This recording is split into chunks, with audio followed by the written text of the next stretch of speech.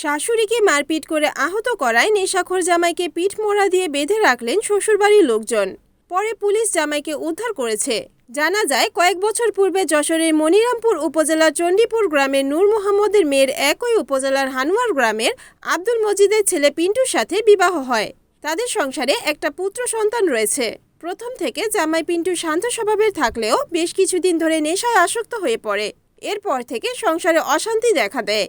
জামাই পিন্টু প্রায় তার স্ত্রীকে ধরে মারপিট করে ও তার পিতার বাড়ি থেকে টাকা নিয়ে আসতে বলে।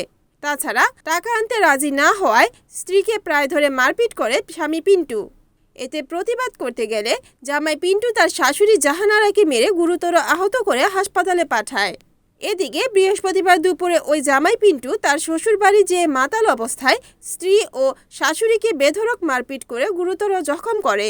স্থানীয়রা আহত মেয়ে ও মাকে উদ্ধার করে হাসপাতালে পাঠায় এবং জামাই পিন্টুকে মারপিট করে বেঁধে রাখে।